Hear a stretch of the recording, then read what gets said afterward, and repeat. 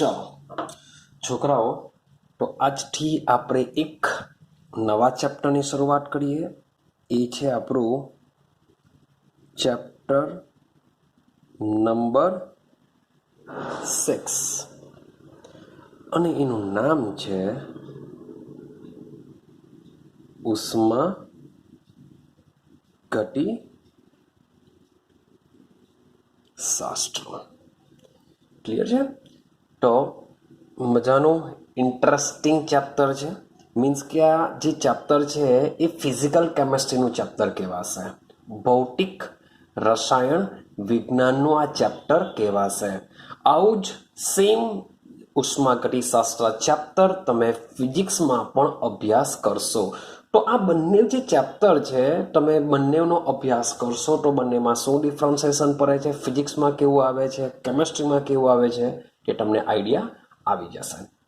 પણ આપણે કેમેસ્ટ્રીની વાત કરીએ તો આજે તમારું ફિઝિકલ કેમેસ્ટ્રીનું આઈ થિંક સો આ જે ચેપ્ટર છે એ તમારા બધા જ ફિઝિકલ કેમેસ્ટ્રીના ચેપ્ટરની અંદર સૌથી જોવા જઈએ તો અઘરું ચેપ્ટર છે. આ સૌથી અઘરું ચેપ્ટર છે.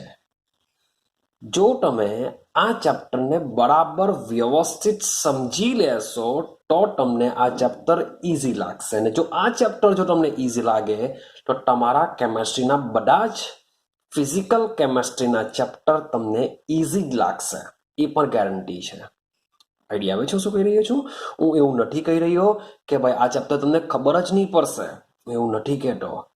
પણ ચેપ્ટર મીન્સ કે બીજા બધા ફિઝિકલ કેમેસ્ટ્રી મીન્સ કે જે બીજા ભૌતિક રસાયણ વિજ્ઞાનના જે ચેપ્ટર છે તેના કરતાં આ ચેપ્ટર અઘરું હોય છે. માટે આ ચેપ્ટર જો તમને ખબર પડી જાય તો બીજા બધા જે ફિઝિકલ કેમેસ્ટ્રીના ચેપ્ટર છે તે તમને ઇઝી જ લાગશે, કારણ કે આના કરતાં કેવા હોય છે? ઇઝી હોય છે. ક્લિયર છે? તો મીન્સ કે થોડી વસ્તુ સમજતા જઈએ. કારણ કે માની લો કે તમે ભૂખા હોય, 5 દિવસથી ભૂખા છો, તમે બરાબર ભૂખ લાગેલી છે, પણ તેમ છતાં પણ તમને જ્યારે ખાવા માટે લઈ જવામાં આવે છે, અનલિમિટેડ ખાવાનું છે એવું સમજો, મારા તરફથી ફ્રી છે, પણ તેમ છતાં તમે એક જ દિવસનું ખાઈ શકો છો, બધું ખાઈ શકવાના નથી. તો મીન્સ કે ચેપ્ટરને આપણે થોડું કરીને મીન્સ કે સમજતા જશો.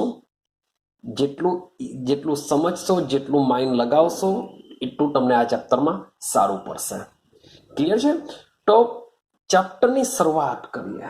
ચેપ્ટર છે ઉષ્માગતિશાસ્ત્ર, જેને ઇંગ્લિશમાં કહેવામાં આવે છે થર્મોડાયનેમિક્સ. શું કહેવામાં આવશે એને? થર્મોડાયનેમિક્સ. ડાયનેમિક્સથી ઓળખવામાં આવે છે. ઇંગ્લિશમાં એને કહેશું થર્મોડાયનેમિક્સ. ચલો હવે આ ચેપ્ટરમાં મેઇન પર્પઝ શું છે, મેઇન વાત કરીએ. શાના પર રચાયેલું છે?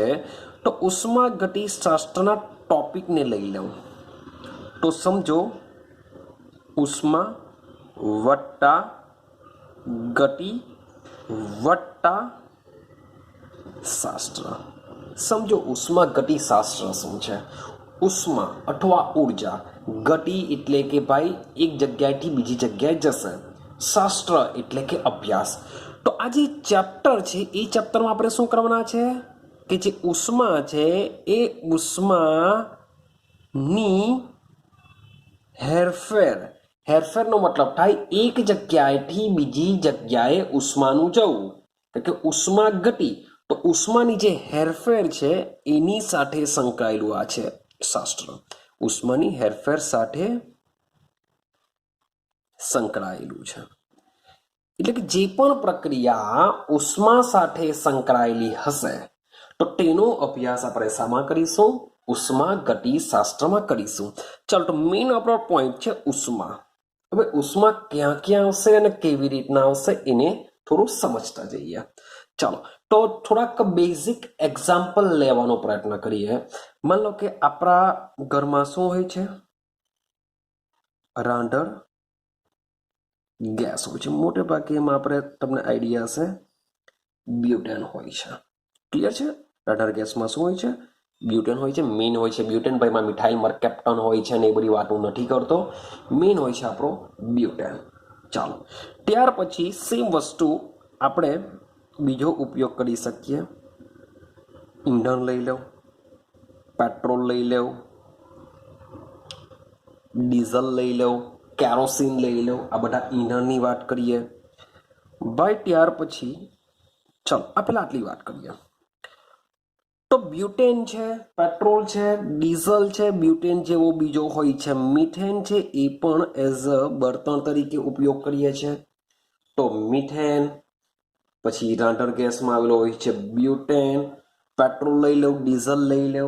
तो आ जे बधा संयोजनो छे ए संयोजनोमां જ્યારે એની સાથે શું કરવામાં આવે રાસાયણિક પ્રક્રિયા કરવામાં આવશે તો રાસાયણિક પ્રક્રિયામાં આ જે બધા અણુઓ છે એ અણુઓમાંથી સંગ્રહ થયેલી ઊર્જા શબ્દ બોલું છું સંગ્રહ થયેલી જે ઊર્જા છે એ ઊર્જા તમને રાસાયણિક ऊर्जा स्वरूपे मळशे।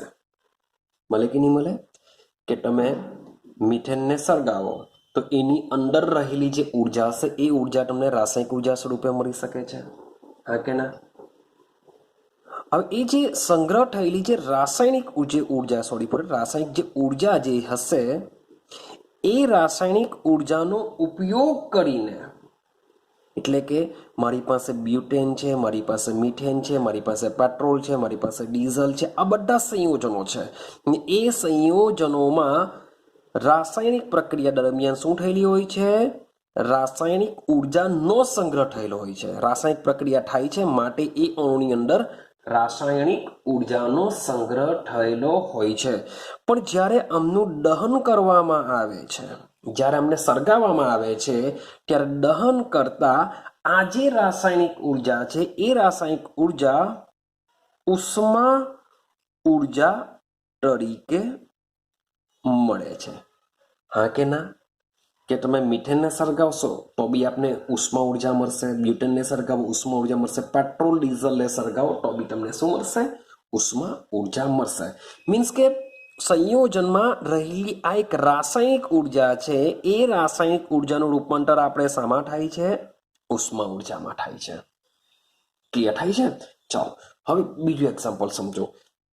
मान लो कि आपणे थर्मल पावर स्टेशन में जईए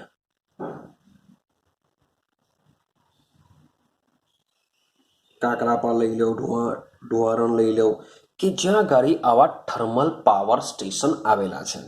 હવે તમને ખબર જ છે કે થર્મલ પાવર સ્ટેશનની અંદર આપણે શું કરવામાં આવે છે તો ભાઈ વિદ્યુત ઊર્જા ઉત્પન્ન કરવામાં આવતી હોય છે।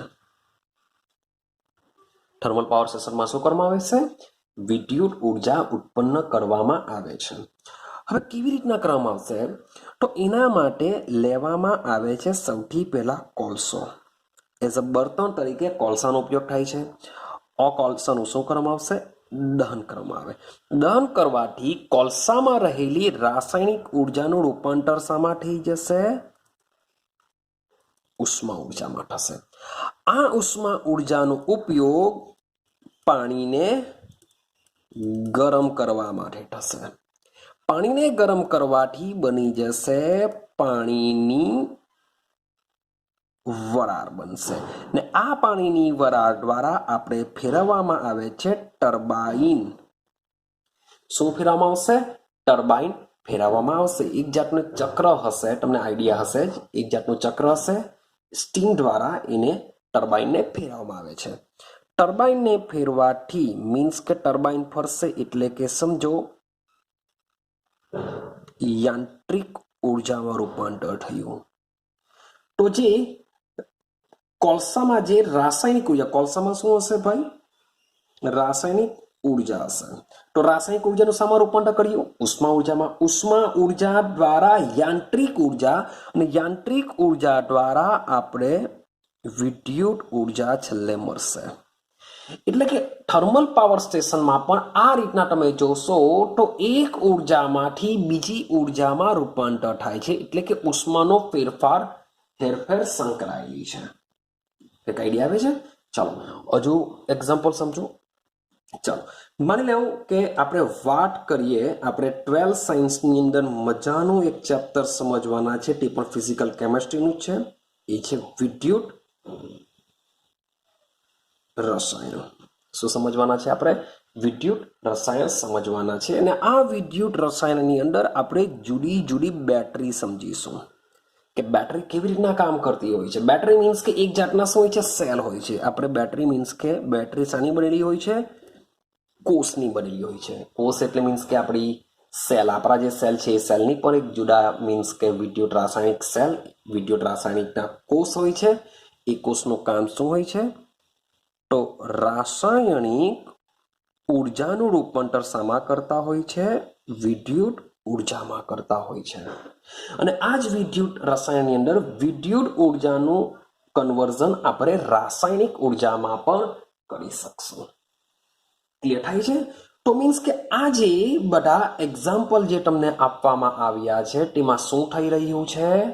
એક ઉર્જાનું રૂપાંતર બીજી ઉર્જામાં થઈ રહ્યું છે. ક્લિયર થાય છે? તો એવું કહી શકાય. હજુ બી મીન્સ કે તમે ઉકાઈ ડેમનું બી એક્ઝામ્પલ લઈ શકો છો. મીન્સ કે ખૂબ જ ઊંચાઈથી ધોધ દ્વારા એના પર પાણી પડવા દેવામાં આવે છે, જેને લીધે ટર્બાઇન ફરશે. ટર્બાઇન ફરવાને લીધે એમાંથી વિદ્યુત ઉર્જા મળી શકે છે. તો ઘણી બધી સિસ્ટમ છે. ક્લિયર છે? તમે પવન ઉર્જાનું બી વિદ્યુત ઉર્જામાં કન્વર્ઝન સમજીને આવ્યા હશો 10મા ધોરણની અંદર. તો આ જે બધી સિસ્ટમ છે એ એમાં શું સંકળાયેલું છે? ઉષ્મા ગતિશાસ્ત્ર સંકળાયેલું છે. તો એવું કહી શકાય કે આ જે ઉર્જાના જુદા જુદા સ્વરૂપો છે એ એક બીજા સાથે શું હોય છે? સંબંધ ધરાવતા હોય છે અથવા સંબંધિત હોય છે. જે ઉર્જાના જુદા જુદા સ્વરૂપો છે એકબીજા સાથે શું હોય છે? સંબંધિત હોય છે. અને યાદ રાખજો, બોલું છું, અમુક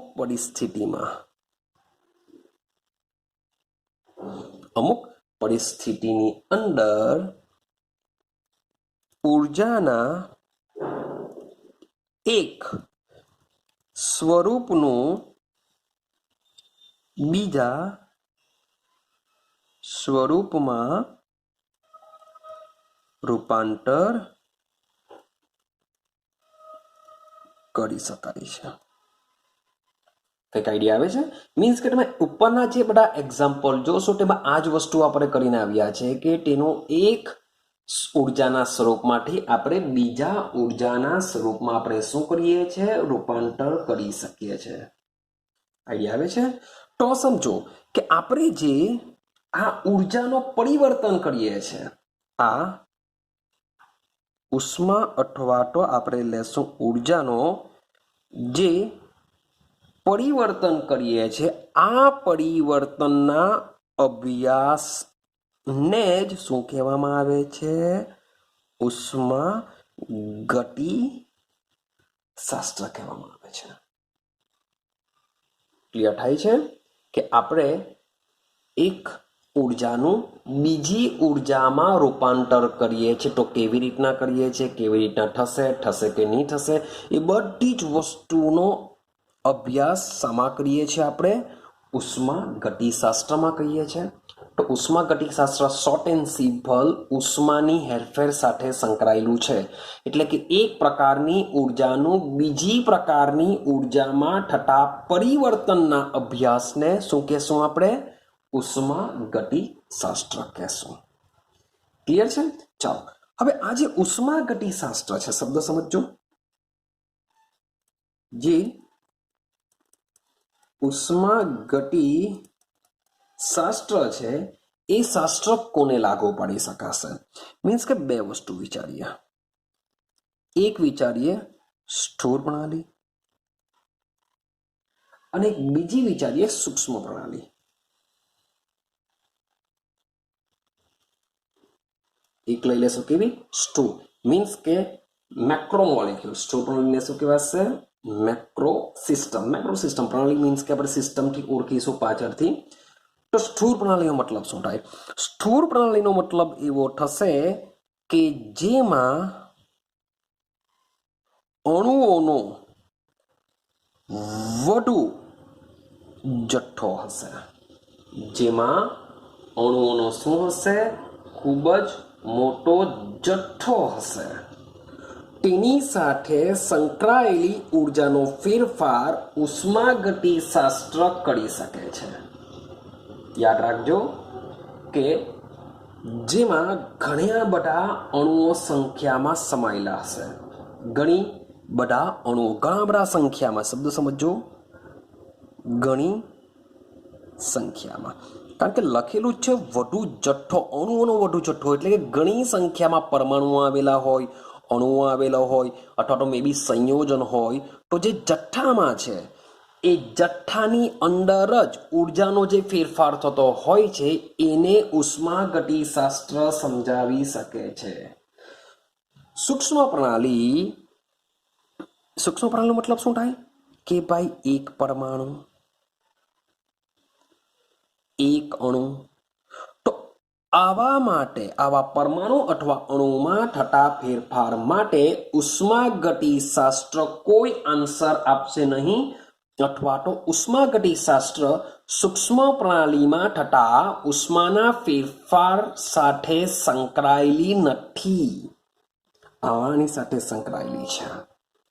પાછું રિપીટેશન કરો, સમજો કે આપણે જે પ્રયોગોમાં, હવે જાણે કે મેં તમને કોલસાનું ઉદાહરણ લીધું, તો કોલસાનો માત્ર ને માત્ર એક કાર્બન નહીં હશે, એની અંદર ઘણા બધા કાર્બન હશે. કોલસાના ટુકડામાં તો ઘણા બધા કાર્બન હોવાના, તો એની સાથે સંકળાયેલી છે, ખાલી એક કાર્બન સાથે સંકળાયેલી નથી. આપણે સ્થૂળ પ્રણાલીની વાત કરીએ, એક્ઝામ્પલ થોડાક સમજીએ આપણે. સ્થૂળ પ્રણાલી તો ભાઈ શું આવી શકે? સ્થૂળ પ્રણાલીના એક્ઝામ્પલ શું આવી શકે? તો ભાઈ તમે લઈ લો તાપમાન. એક તાપમાન નહીં હોય, તાપમાનનો જથ્થો હોય છે. દબાણ લઈ લેવ, કદ લઈ લેવ, મોલ લઈ લેવ. તાપમાન, દબાણ, કદ, મોલ. ત્યાર પછી આપણે આ ચેપ્ટરમાં આ 4 સાથે સંબંધ ધરાવતું આવશે. પછી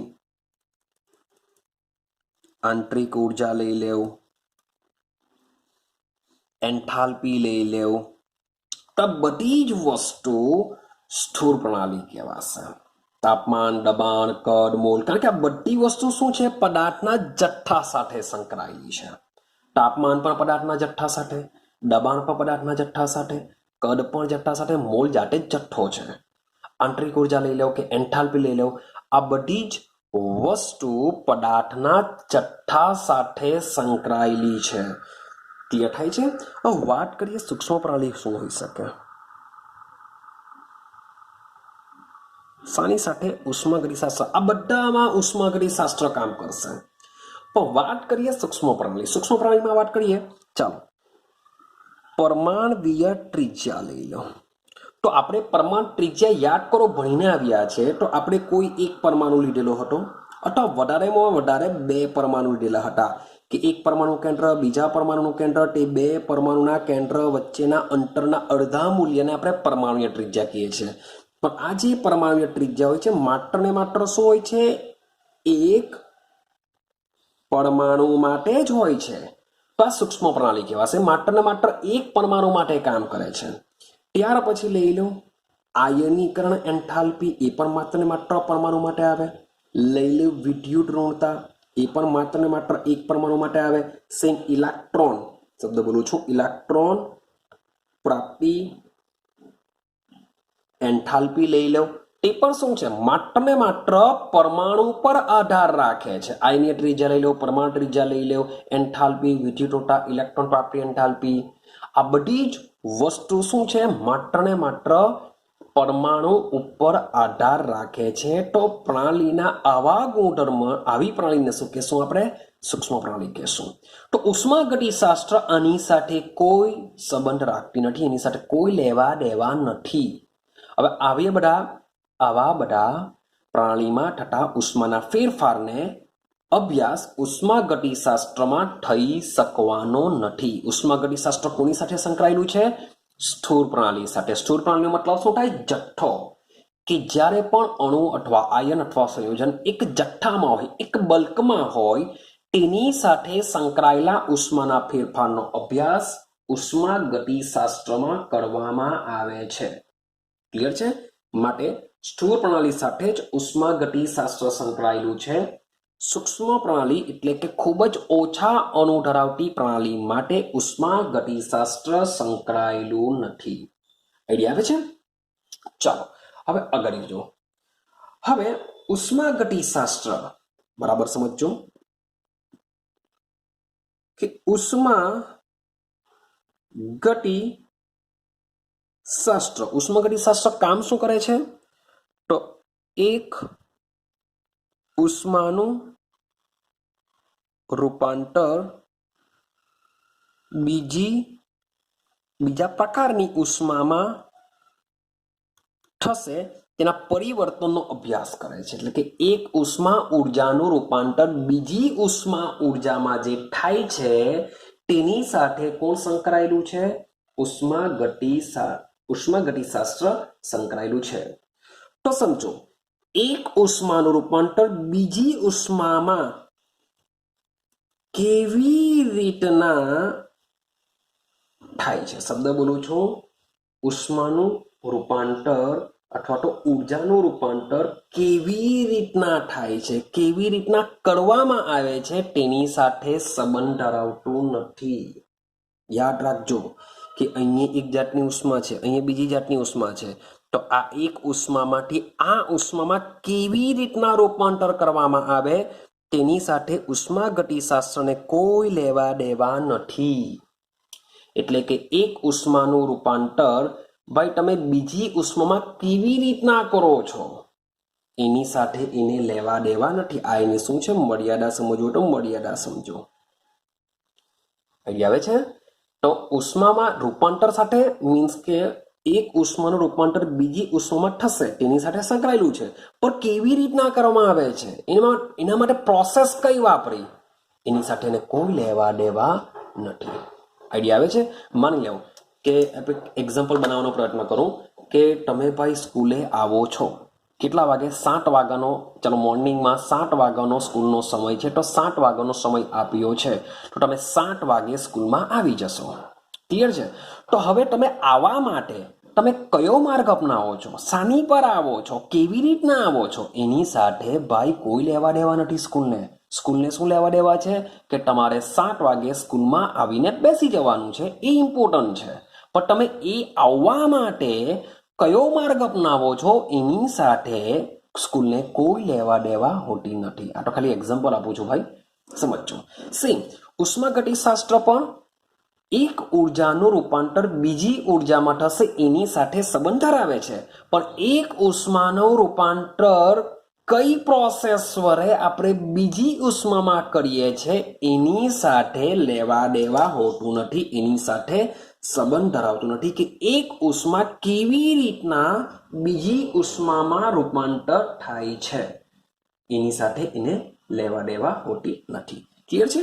બીજી એક વસ્તુ યાદ રાખવાની છે મર્યાદાની અંદર કે કોઈ પણ પ્રણાલી અથવા કોઈ પણ એક ઉષ્માનું રૂપાંતર બીજી ઉષ્મામાં થાય છે તો એનો વેગ શું હશે? વેગ શું હશે? કોઈ રિએક્શન થાય છે, રિએક્શનમાં વેગ શું હશે? તો ભાઈ ઉષ્માગતિશાસ્ત્ર વેગ વિશે સંપૂર્ણ મૌન રહેશે. મીન્સ કે આનો અભ્યાસ 12th સાયન્સમાં આપણે એક ચેપ્ટર આવશે, રાસાયણિક ગતિકી નામનું એક ચેપ્ટર આવશે, જે આ ચેપ્ટર દ્વારા પ્રક્રિયા કેટલા વેગથી થાય છે એના વિશે સંપૂર્ણ અભ્યાસ કરવામાં આવશે. પરંતુ ઉષ્માગતિશાસ્ત્ર કોઈ પણ રિએક્શન, કોઈ પણ પ્રક્રિયા, એટલે કોઈ પણ પ્રક્રિયા કે એક ઉષ્માનું રૂપાંતર બીજી ઉષ્મામાં થાય છે એને આપણે એક રિએક્શન કહેશું. તો કોઈ પણ પ્રક્રિયા કેટલી વેગથી થાય છે, ભાઈ ધીમી થશે, ઝડપી થશે, ખૂબ જ ઝડપી થશે, એના વિશેની કોઈ પણ માહિતી ઉષ્માગતિશાસ્ત્ર આપતું નથી.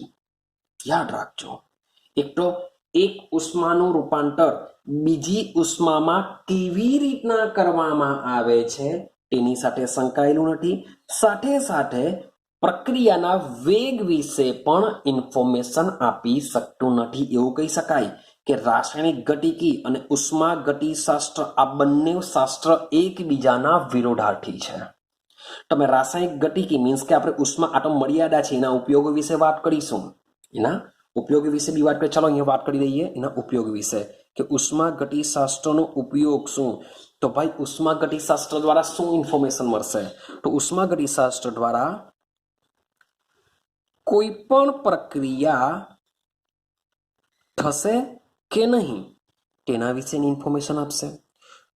જો પ્રક્રિયા થશે તો તેનું કેટલા પ્રમાણમાં નિપજમાં રૂપાંતર થશે તેની બી ઇન્ફોર્મેશન આપી શકશે. આઈડિયા આવે છે ભાઈ?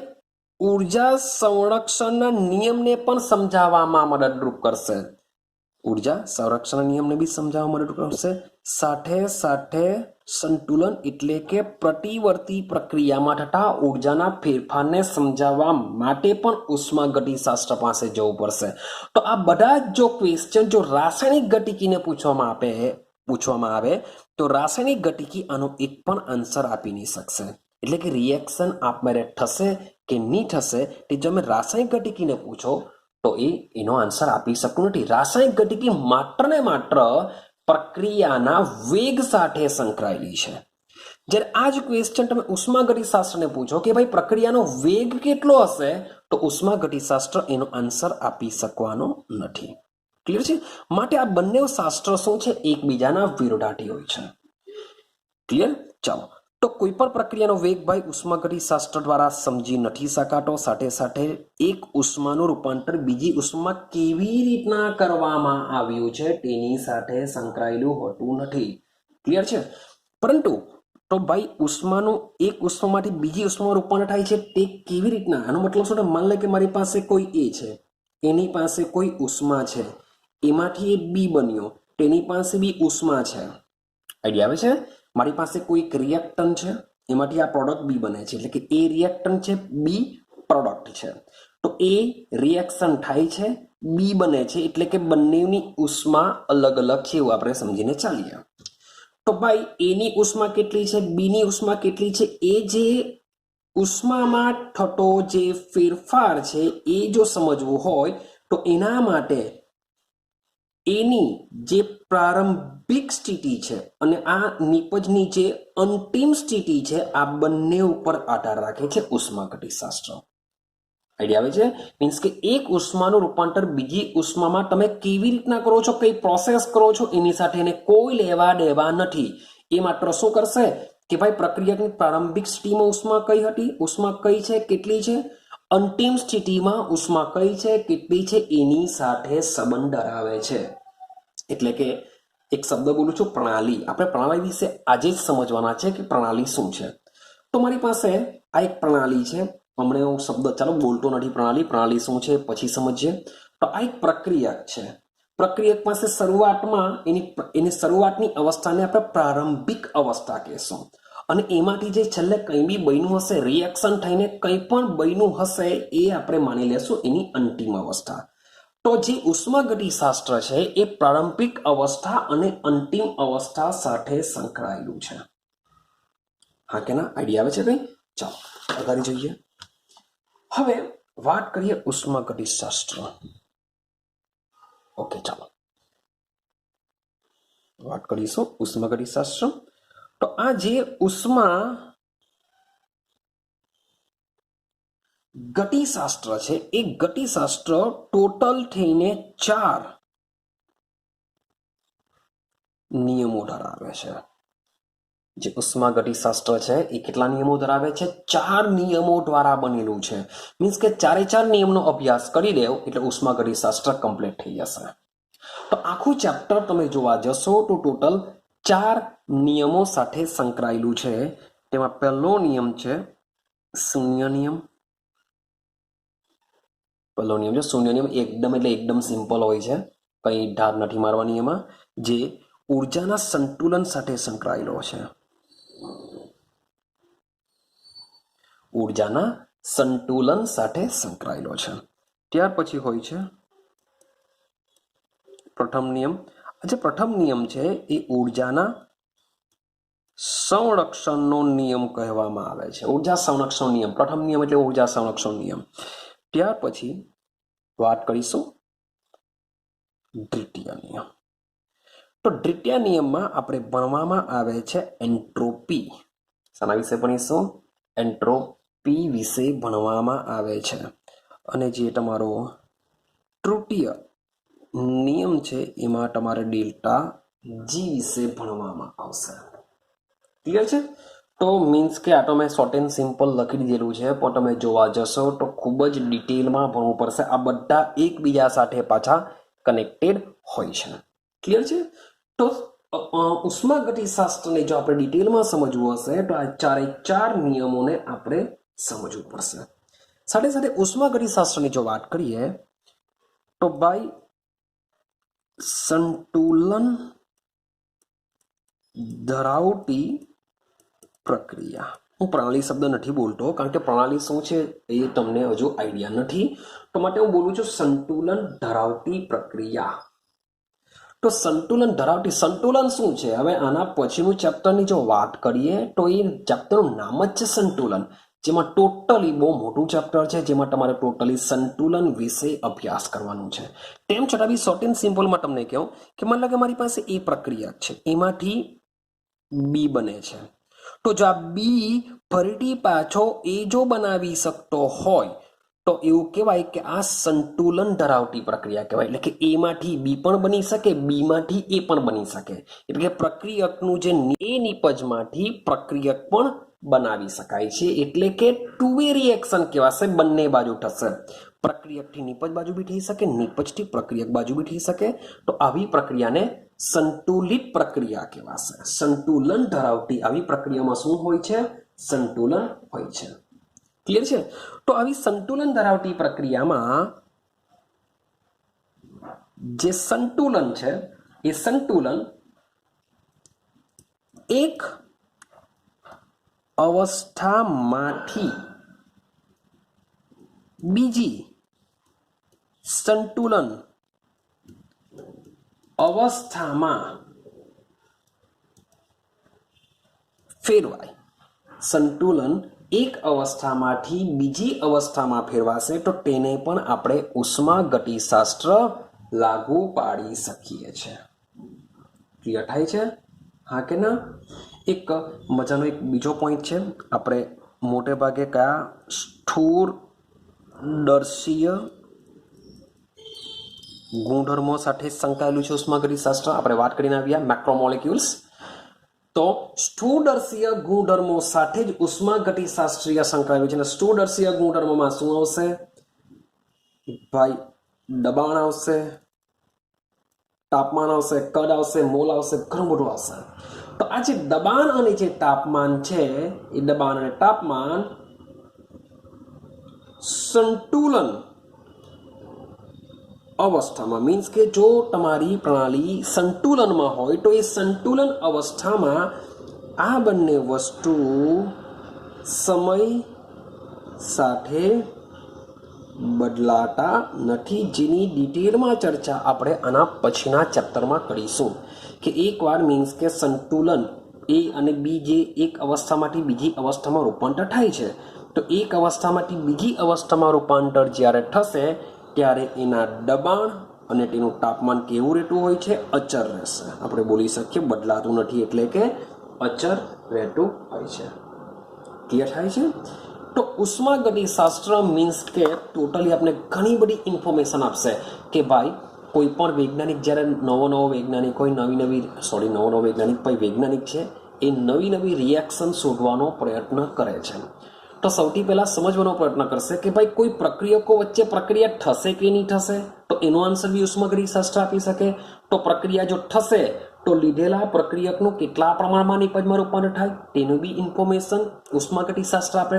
કોઈ પ્રક્રિયા આપમેળે થશે કે નહીં થશે, શબ્દ જોજો, કોઈ પ્રક્રિયા આપમેળે થશે કે નહીં થશે એનો સવાલનો જવાબ પણ ઉષ્માગતિશાસ્ત્ર આપશે।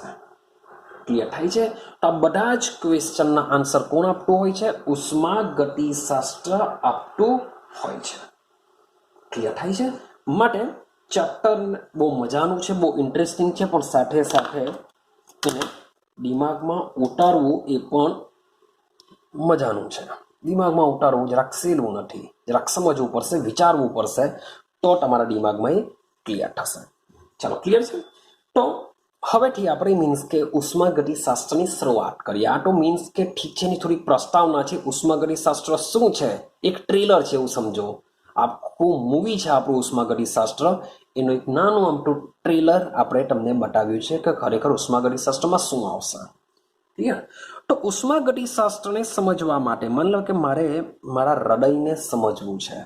તો હૃદયને સમજવા માટે હૃદયની અંદર શું આવેલી હોય છે? ધમની આવેલી હોય છે, શીરા આવેલી હોય છે. મેઇન પાર્ટની વાત ધમની અને શીરા. તો ધમની અને શીરા શું કામ કરે છે એના વિશે સમજવું પડશે, તો જ હૃદયને સમજી શકીએ. તો સેમ ઉષ્માગતિશાસ્ત્રને સમજવું હોય તો ઉષ્માગતિશાસ્ત્રમાં આવતા જે પર્યાયો છે, શબ્દ બોલું છું, ઉષ્માગતિશાસ્ત્રના પર્યાયોને સમજવા પડશે. તો આ જે પર્યાયો છે, પર્યાયો કોણ છે? તો પર્યાયો તરીકે આપણે 3 શબ્દ સમજીશું. પ્રણાલી સમજીશું,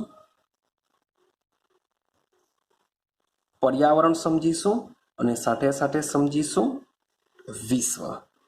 તો ઉષ્માગતિશાસ્ત્રના જે પર્યાયો છે એમાં 3 પર્યાયો આપણે સમજવા પડશે: પ્રણાલી, પર્યાવરણ અને વિશ્વ. જો 3 વસ્તુ સમજીએ તો આપણે એવું કહી શકીએ કે ઉષ્માગતિશાસ્ત્રને ભાઈ શરૂઆત કરી આપણે સમજવાની. ક્લિયર થાય છે?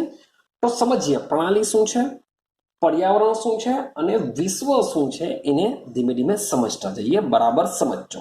ચાલો, સૌથી પહેલા આપણે વાત કરીએ પ્રણાલી. તો ભાઈ પ્રણાલીને સૌથી પહેલા શબ્દ સમજો, એને ઇંગ્લિશમાં કહેવામાં આવે છે સિસ્ટમ. શું કહેવામાં આવે છે ને? સિસ્ટમ. કેમ? કારણ કે કોઈક વાર આપણે જેમ જેમ ચેપ્ટરમાં પછાડી જશું તેમ તેમ પ્રણાલી માટે એને દર્શાવવા માટે SYS પણ ઉપયોગ થશે. SYS એટલે કે સિસ્ટમ. સિસ્ટમ એટલે કે શું છે? પ્રણાલી છે. માટે ઇંગ્લિશ વર્ડ બી તમારે યાદ રાખવાના છે. સિસ્ટમ એટલે કે પ્રણાલી. ચાલો, હવે પ્રણાલીનો મતલબ શું થાય? બરાબર જોજો.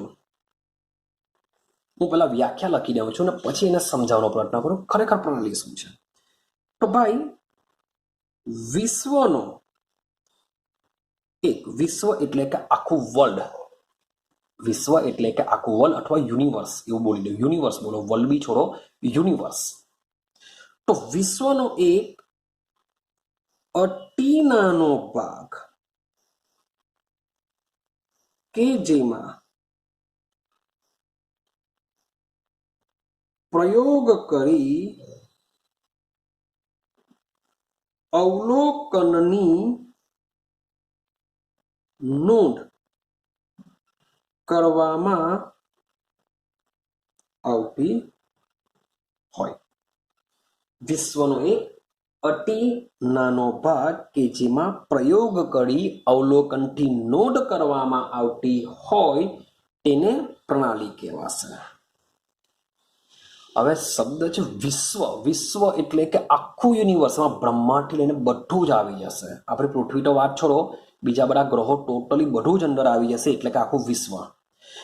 હવે પૃથ્વી વિચારો કે આપણે આપણી સ્કૂલમાં હોઈએ, લેબોરેટરીમાં હોઈએ, એક નાનો અમથો પ્રયોગ કરીએ છીએ. એમાં હું લઈ લઉં છું એક ટેસ્ટ ટ્યુબ. માની લો કે મારી પાસે એક ટેસ્ટ ટ્યુબ છે. મારી પાસે શું છે? એક ટેસ્ટ ટ્યુબ છે. આપણે સ્કૂલમાં પ્રયોગ કરીએ છીએ. ભાઈ આમાં હું લઈ લઉં છું CaCO3 કેલ્શિયમ કાર્બોનેટને લઈ લઉં છું. તમે 11 સાયન્સની પ્રયોગશાળામાં જશો, એક ટેસ્ટ ટ્યુબ, આપણે શું છે ટેસ્ટ ટ્યુબ એટલે કે ગુજરાતીમાં કસનરી. કસનરી છે આપણી આ. ક્લિયર છે? તો મારી પાસે એક કસનરી છે કાચની, એમાં મેં કેલ્શિયમ કાર્બોનેટને લઈ લીધો છે. હવે આપણે અહીંયાથી એને ગરમી આપીએ છીએ. શું કરીએ છીએ? બર્નર વડે આપણે એને ગરમી આપીએ છીએ. ગરમી આપવાથી આ કેલ્શિયમ કાર્બોનેટ શું કરશે? ઉર્જા મેળવશે. ઉર્જા મેળવવાને લીધે એનું વિઘટન થઈને બનશે CaO વત્તા CO2. આ મુજબની રિએક્શન ટેસ્ટ ટ્યુબની અંદર થશે. તો તમે વિચારો કે એમ આપણી સ્કૂલ બહુ મોટી હશે, પણ એનો ક્લાસ કેવો હશે? નાનો હશે. હવે ક્લાસને છોડો, ચલો ક્લાસ કરતા આપણું જે સુરત છે, સુરત કેટલું હશે? બહુ મોટું છે. એની અંદર આપણી સ્કૂલ નાના અમઠા વિસ્તારમાં સ્કૂલ આવેલી છે.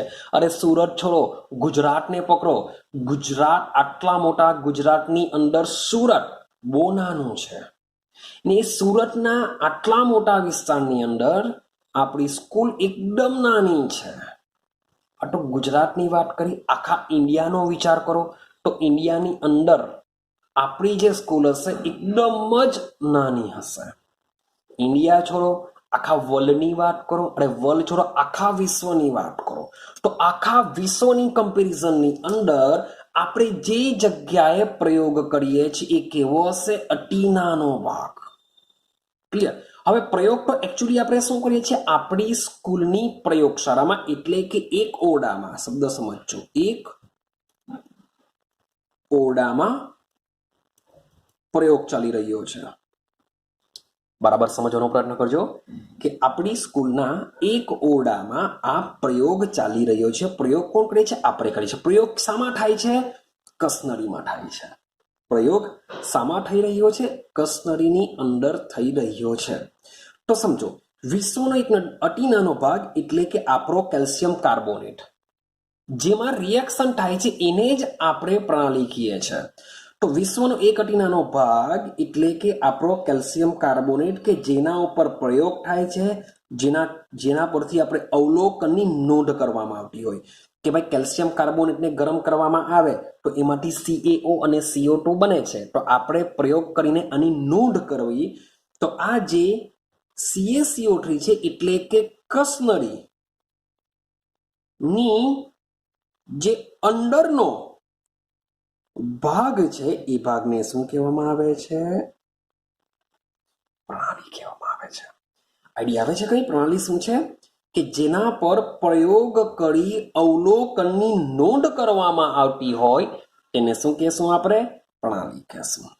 માન લો કે મારી પાસે એક ટ્રે જેવું છે, રકાબી જેવું છે, એમાં મેં બરફ મૂક્યા છે. એમાં મેં શું કરેલું છે? થોડા ઘણા બરફ રાખ્યા છે. તો આપણને 100% એક ઓરડામાં જ હશે, હા કે ના? અથવા તો ઓરડાની જગ્યા તમે માન લો કે ટેરેસ પર કરવા જાઓ, ચાલો ટેરેસ પર પ્રયોગ કરો છો, ટેરેસ પર કરો છો, તો માન લો કે ટેરેસ પર તમે પ્રયોગ કરો છો, તો આ બરફ શું થશે? ધીમે ધીમે પીગળશે. તમારી રકાબી પીગળવાની નથી, બરફ પીગળશે. મીન્સ કે પ્રયોગ એકચ્યુઅલી બરફ પર ચાલે છે, કે આના પર પ્રયોગ કરવામાં આવશે, અવલોકન થશે, અવલોકનની નોંધ કરવામાં આવે. તો આ જે રકાબી છે, રકાબીની અંદરનો જે ભાગ છે એ ભાગ શું તમારો કહેવાશે? પ્રણાલી કહેવાશે. આઈડિયા આવી રહી છે? પ્રણાલી શું છે? કે વિશ્વનો એક અતિ નાનો ભાગ. હવે વિશ્વની વાત કરો કે ભાઈ તમે આ એક રકાબીમાં બરફ લેવ છો, તમે ભલે ટેરેસ ઉપર ઉભા રહેલા છો, તેમ છતાં બી આખા વિશ્વની કમ્પેરિઝનમાં તો એ કેવો છે? ખૂબ જ સૂક્ષ્મ ભાગ છે. તો વિશ્વનો એક અતિ નાનો ભાગ કે જેના પર પ્રયોગ કરી અવલોકનની નોંધ કરવામાં આવતી હોય તેને આપણે શું કહેશું? પ્રણાલી કહેશું. ક્લિયર થઈ ગયું? પ્રણાલી શું છે, હા કે ના? હવે સમજો.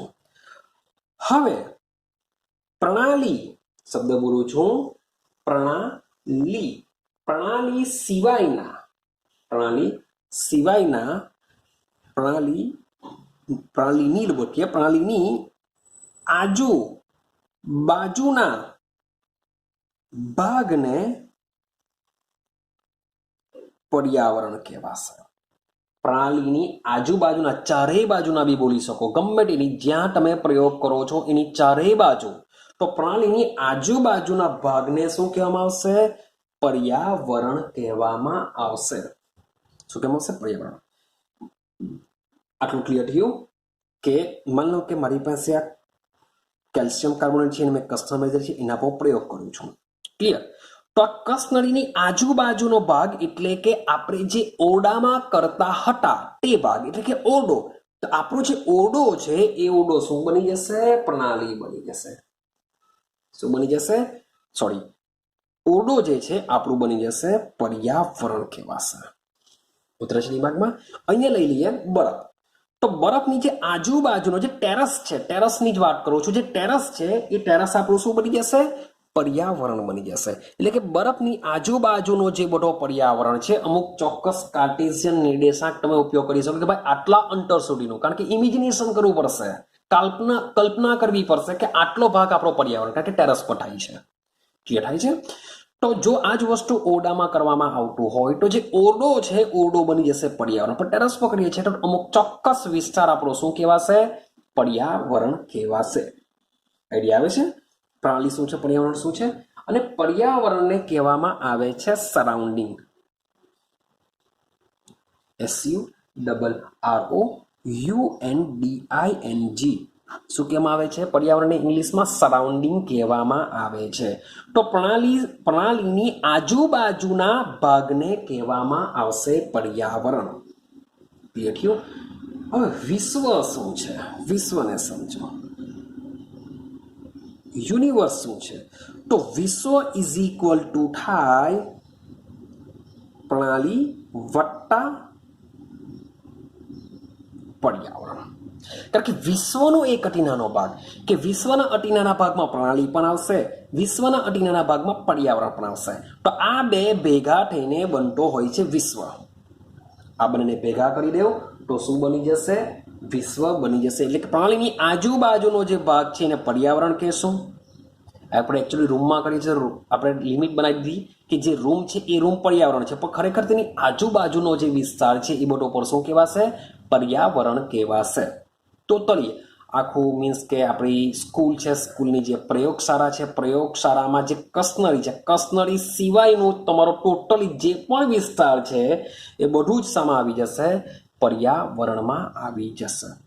ક્લિયર છે? પણ તે બી આપણે ચોક્કસ એક અંતર સુધી રાખીશું. એટલો ચાલો માની લઈએ કે બધું જ આપણું પર્યાવરણ કહેવાશે. તો આ બે ભેગા થઈને શાની રચના કરતા હોય છે? વિશ્વની રચના કરતા હોય છે. ક્લિયર થાય છે? હવે સમજો, હવે બરાબર હું એક સેન્ટેન્સ સમજાવવા માંગુ છું એ સમજો કે આ પ્રણાલીમાં શું થાય છે? ફેરફાર થાય છે. 100% પ્રણાલીમાં તો ફેરફાર થશે જ, કારણ કે આપણે એના પર પ્રયોગ કરીએ છીએ, પ્રયોગ કરી અવલોકનની નોંધ કરીએ છીએ. તો જે બી ફેરફાર થશે એ શામાં થશે? પ્રણાલીમાં ફેરફાર થશે જ. તો આ જે પ્રણાલીમાં જે ફેરફાર થાય છે એ પ્રણાલીનો જે ફેરફાર પ્રણાલી સિવાયનું જે વિશ્વ છે એ વિશ્વને અસર થતી નથી. એક જો એક્ઝામ્પલ બનાવો, માન લો કે આપણી પાસે દરિયો છે, એ દરિયામાંથી તમે એક લોટો પાણી લઈ લેવો. તો ભાઈ બહુ મોટો દરિયો છે, એમાં તમે એક લોટો પાણી લઈ લેશો, લીધું ખરું, પણ દરિયા માટે તો શું થશે? એ નિગ્લિજિબલ કહેવાશે કે ભાઈ છે કંઈ, ચાલો કંઈ ફરક નહીં પડશે. એ શું છે? નિગ્લિજિબલ થશે. તો ભાઈ પ્રણાલી એકદમ જ નાના ભાગમાં કામ કરે છે, ખૂબ જ નાના ભાગમાં એમાં ફેરફાર થાય છે. તો એનાથી એના વિશ્વને, એની આજુબાજુ જે ખૂબ જ વિસ્તરેલો ભાગ છે એને આપણે વિશ્વ કહેશું. તો એ વિશ્વને આ પ્રણાલીમાં જે ફેરફાર થાય છે તેની કોઈ અસર થશે નહીં. હવે સમજો, કેલ્શિયમ કાર્બોનેટને ગરમી આપવાથી, ચાલો એ છોડી દઈએ, માન લો કે મારી પાસે કેલ્શિયમ કાર્બોનેટ છે, એ કેલ્શિયમ કાર્બોનેટને હું શું કરું છું? પાણીમાં નાખું છું. અને હું પાણીમાં નાખું તો પાણીમાં નાખવાથી શું થશે? પુષ્કળ ઉષ્મા ઉત્પન્ન થશે. કેલ્શિયમ કાર્બોનેટને પાણીમાં નાખવાથી શું થતું હોય છે? ઉષ્મા ઉત્પન્ન થતી હોય છે. તો આ જે ઉષ્મા જે ઉત્પન્ન થાય છે એ ઉષ્મા એકચ્યુઅલી પર્યાવરણમાં જશે. એ હવે પર્યાવરણ એટલો મોટો ભાગ છે કે જેનાથી આ જે ઉષ્મા જે પર્યાવરણમાં જતી હોય છે તેનાથી વિશ્વની ઉષ્મા કેવી રહેશે? અચર રહેતી હોય છે. એટલે કે ઉષ્મા, વિશ્વની ઉષ્માને એમાં કોઈ અસર થતી નથી, કારણ કે આખા વિશ્વની કમ્પેરિઝનમાં ઉષ્મા કેવી હોય છે? ખૂબ જ ઓછી હોય છે. પણ પર્યાવરણ માટે શું હોય છે? એ અસરકારક હોય છે. યાદ રાખજો કે પ્રણાલીમાં જે પ્રક્રિયા થાય છે, જે ફેરફાર થાય છે એની અસર પર્યાવરણમાં થઈ શકે છે, પણ એની અસર વિશ્વમાં થતી નથી. યાદ રાખજો આ વસ્તુ કે ટોનેટોન સાથે સંકળાયેલા છે, કે વિશ્વનો એક અતિ નાનો ભાગ કે જે જેના પર પ્રયોગ કરી અવલોકનની નોંધ કરવામાં આવતી હોય તેને આપણે પ્રણાલી કહેશું. પ્રણાલીની આજુબાજુના વિસ્તારને પર્યાવરણ કહેશું. ને આ બંને ભેગા થઈને બનતું હોય છે વિશ્વ. પણ પ્રણાલીમાં જે ફેરફાર થતો હોય છે એ ફેરફારથી વિશ્વને કોઈ પણ પ્રકારની અસર થવાની નથી. પણ હા, પ્રણાલીની જે આજુબાજુનું જે પર્યાવરણ છે એ પર્યાવરણને અસર થશે. માટે મેં ઓરડાની વાત કરી હતી કે ભાઈ હું જ્યાં આગળ પ્રયોગ કરું છું એ પ્રયોગ એક ઓરડામાં કરું છું તો એ ઓરડો મારો પર્યાવરણ બનશે, કારણ કે એને અસર થશે, પર્યાવરણને અસર થશે. માન લો કે કઈ ને કઈ વસ્તુ આપણે સળગાવીએ છીએ તો એ જે સળગાવીએ છીએ તો એની જે ઉષ્મા છે એ આજુબાજુ વધારે હશે, પણ તમે એકદમ જ દૂર થયેલા જાઓ તો ત્યાં આગળ ઉષ્મા હોવાની નથી. માટે વિશ્વ પર તેની કોઈ અસર થતી નથી. પણ પ્રણાલીમાં જે થતો ફેરફાર છે એ ફેરફારથી પર્યાવરણને અસર થતી હોય છે. આઈડિયા આવી રહી છે? હા કે ના? ચાલો, તો આપણે 3 વર્ડ સમજ્યા. પ્રણાલી શું છે, પર્યાવરણ શું છે અને સાથે સાથે વિશ્વ શું છે. ક્લિયર છે? હવે બરાબર સમજો.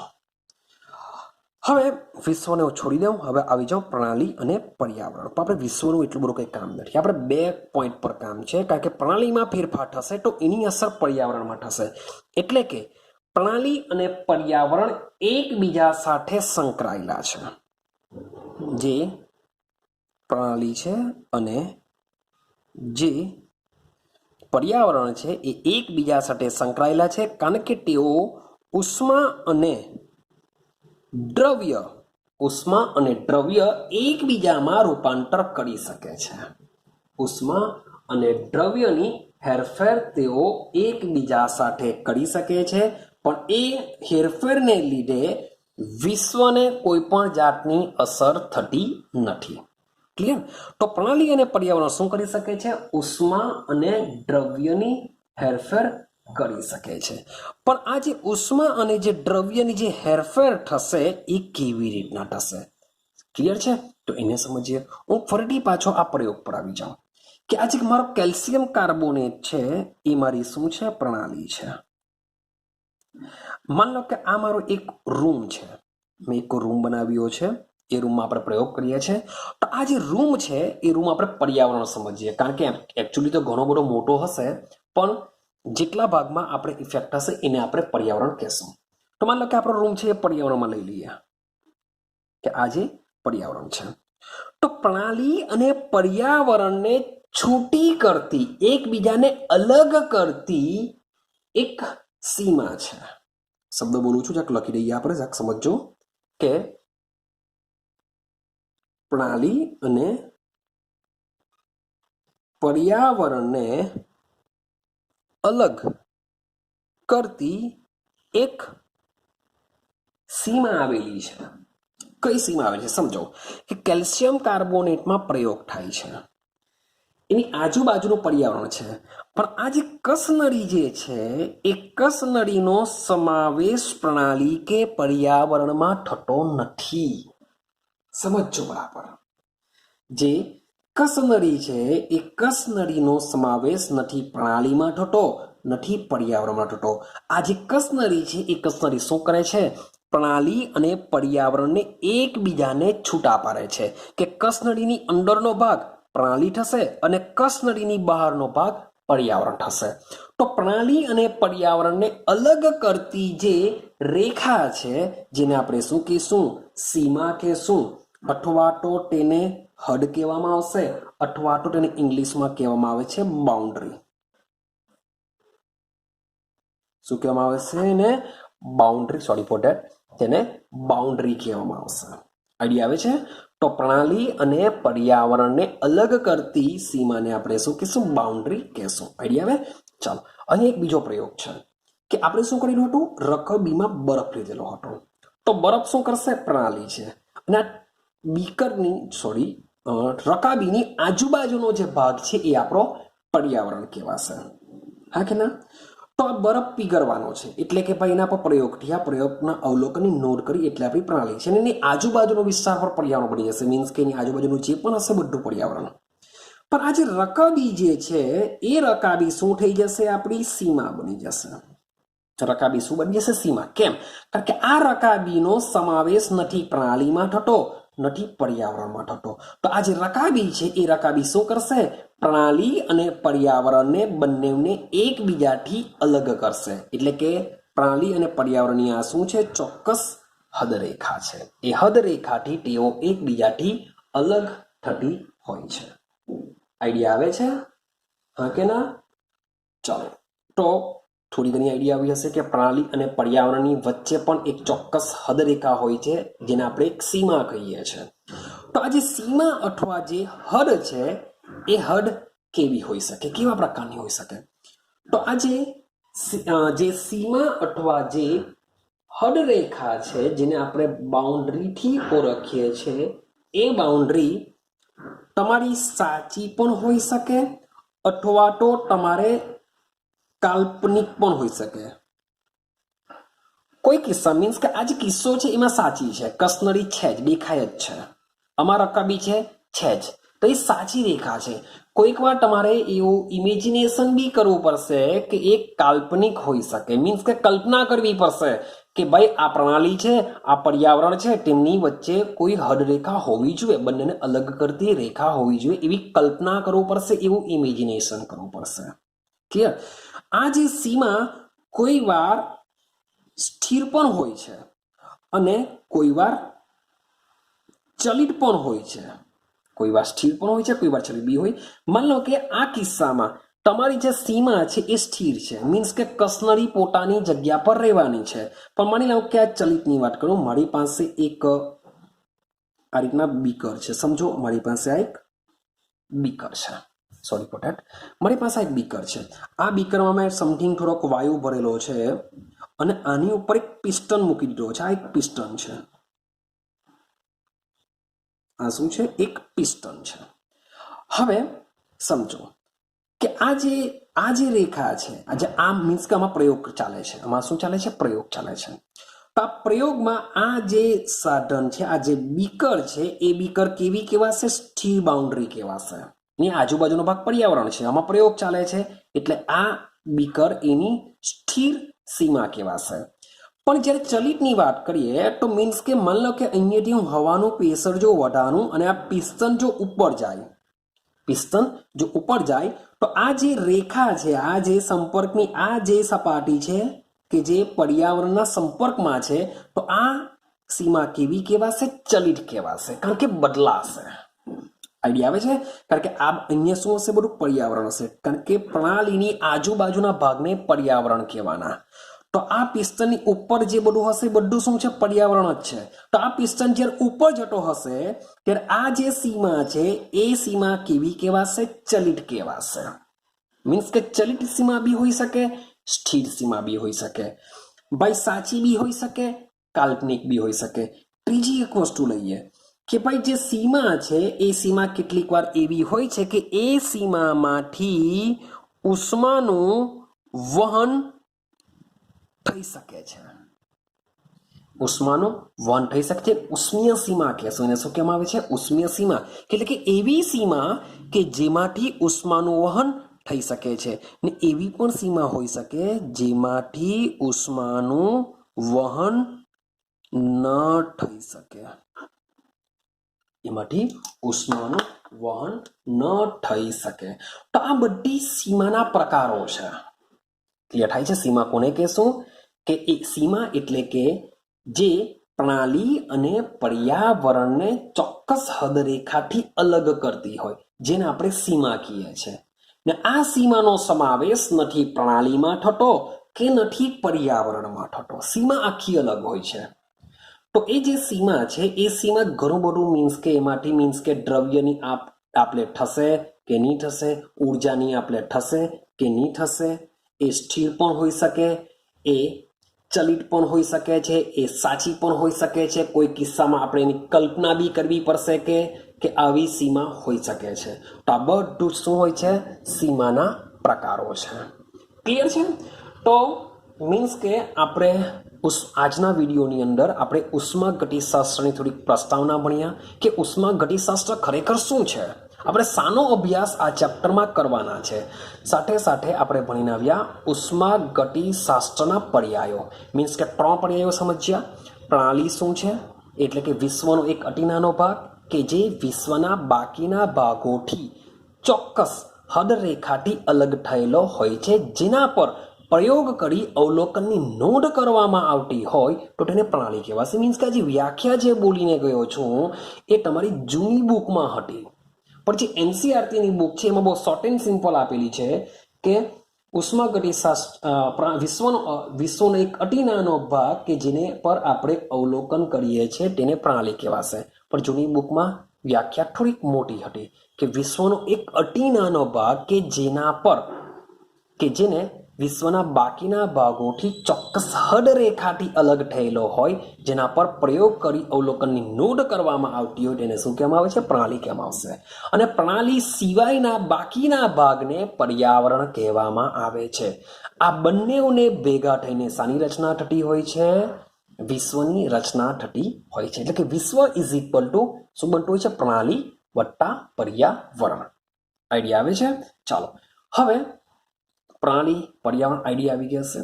તો પ્રણાલી અને પર્યાવરણને એકબીજાથી અલગ કરતી ચોક્કસ બાઉન્ડ્રી હોય છે, ચોક્કસ હદ હોય છે, જેને આપણે સીમા કહીએ છીએ. આ સીમા નથી પ્રણાલીમાં આવતી, નથી પર્યાવરણમાં આવતી. એ સીમા શું કરે છે? પ્રણાલી અને પર્યાવરણને અલગ કરે છે. હવે આ સીમા ખૂબ જ ઇમ્પોર્ટન્ટ છે, ખૂબ જ મજાની છે. એ સીમા સાચી પણ હોઈ શકે, કલ્પના બી કોઈક વાર કરવી પડશે, કોઈ વાર સ્થિર પણ હશે, કોઈ વાર ચલિત પણ હશે, કોઈ વાર એ સીમા દ્વારા પ્રણાલી અને પર્યાવરણ વચ્ચે ઉષ્માનું વહન થઈ પણ શકશે, દ્રવ્યનું બી વહન થઈ શકશે, અથવા તો ન પણ થઈ શકશે. ક્લિયર છે? તો સીમા પણ ખૂબ જ ઇમ્પોર્ટન્ટ છે. તો આજના વિડીયોની અંદર બસ આપણે આટલું જ રાખીએ. નેક્સ્ટ વિડીયોમાં આપણે અહીંથી કન્ટિન્યુ કરીશું.